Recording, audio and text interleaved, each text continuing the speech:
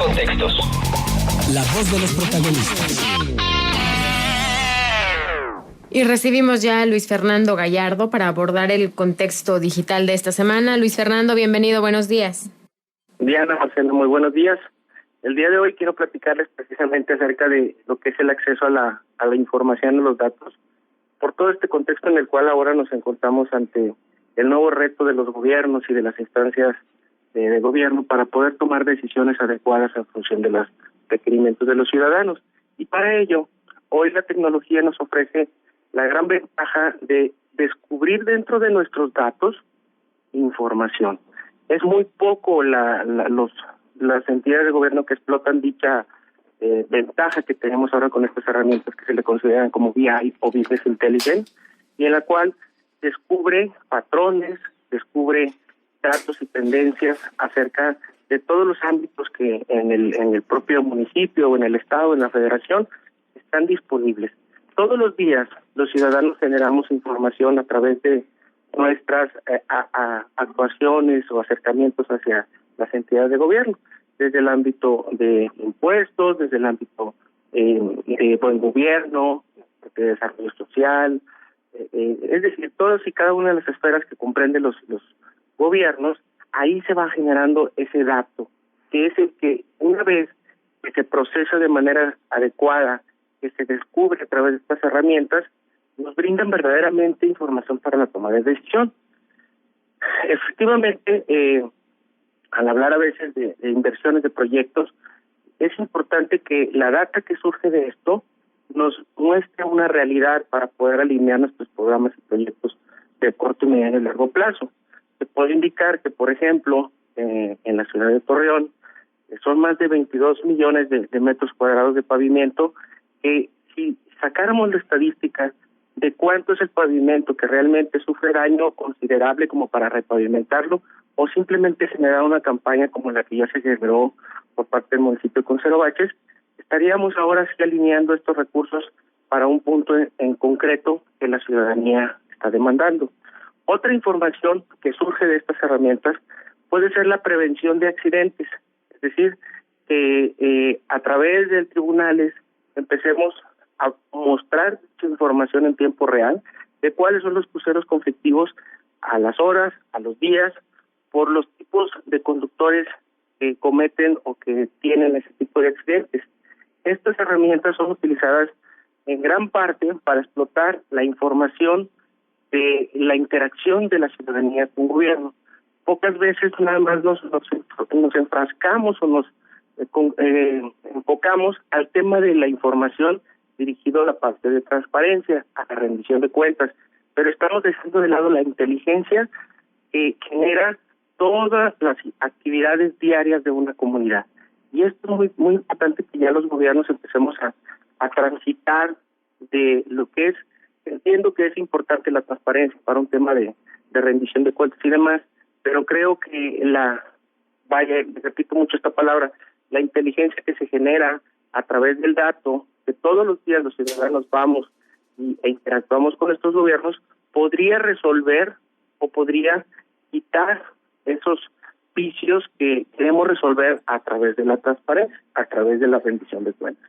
Estas herramientas hoy generan una dinámica muy padre, porque pueden accederse ya prácticamente de cualquier dispositivo y que están prácticamente conectadas a las fuentes de datos que se encuentren dentro de las instituciones o empresas para que sean consumidas en el momento. Es decir, como tipo el Weather Channel, donde te está dando el clima, de este lado te podría estar indicando cuáles son esas áreas de oportunidad que se tendrían, en este caso ahorita, por ejemplo, para protección civil o para el tema de salud con el FICA, o las enfermedades que van a empezar a surgir a partir de estas condiciones climáticas ya atípicas que se están presentando prácticamente en todo el país e incluso en el mundo, ¿no? Estas herramientas ahorita han evolucionado porque se empiezan a enganchar con lo que platicamos la vez pasada de lo que es la inteligencia artificial. Es decir, ya no es necesario que tengamos horas y horas y horas analizando la data, sino que estas herramientas nos descubren por sí solas esos patrones, nos descubren esas predicciones a las cuales nos vamos a enfrentar. Si el gobierno, ya vemos algunos avances en ese sentido, por ejemplo, el INPLAN ha hecho un esfuerzo importante en consolidar la información. Sin embargo, lo que ahora ha faltado es la frecuencia de actualización de esa información para que ahora sí, una vez que esté ahí consolidada, se ingrese o se utilice, se explote a través de una herramienta de BI. Y ahí es donde surge la magia de tomar decisiones entre todos en función de una realidad, no en función de encuestas o de percepciones, sino de un dato duro que se genera día a día en cada una de estas dependencias de los gobiernos.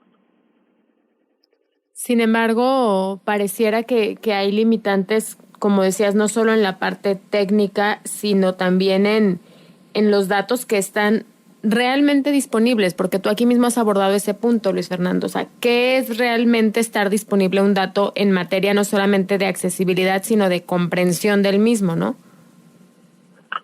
Sí, así es, Diana. Sí, mira, aquí la piedra angular de todo esto es irnos a la fuente del dato, no a los informes que generan las dependencias, porque recordemos que la información son datos procesados.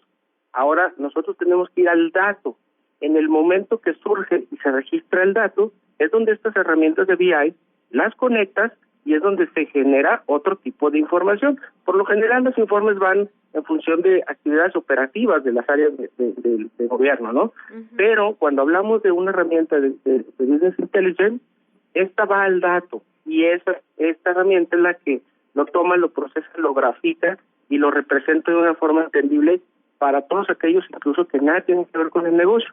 Y aquí es donde tú estableces ya criterios para poder observar, decía, esos patrones y ahora sí alinear tus políticas públicas o consultar a la ciudadanía lo que de alguna manera nos está pronosticando ese informe que nace del dato. El reto es tener muy buenas fuentes de datos, no tanto informes que nos presenten las entidades de gobierno, sino que nos faciliten el dato. Recuerda que México ahorita está en un esquema de gobierno abierto y está en el tema de datos abiertos, pero seguimos confundidos. Uh-huh. A datos abiertos, casi ahorita si tú analizas lo que está en las plataformas de datos abiertos del gobierno federal, son informes, es muy poco el dato útil, uh-huh, y sobre todo un dato dinámico, actualizado, que te dan o que te den el día a día. Te presentan un montón de información, pero es información muerta, es información, no son datos como tal.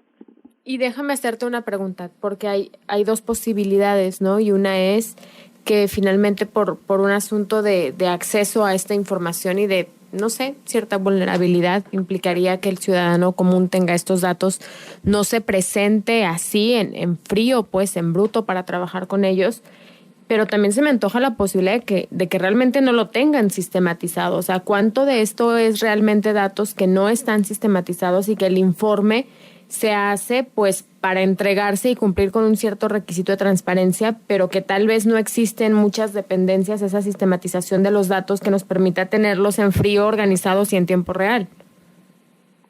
Fíjate, Dan, que los gobiernos están más preocupados obviamente por cumplir con quien los sancionan, en este caso los institutos de acceso a la información, la nueva ley de anticorrupción, y que les marcan estas pautas.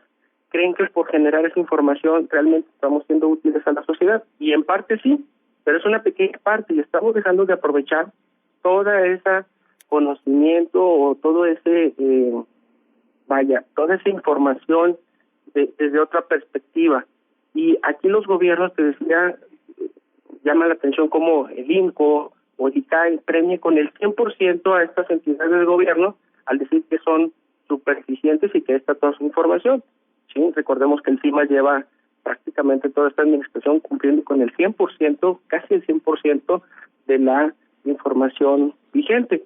Sin embargo, si analizáramos los datos duros de que ya están empezando ahora con la telemetría, que ya están checando con los call centers, te puedes dar cuenta de hacia dónde puede moverse los requerimientos en muy corto plazo y no nada más con el sentido común.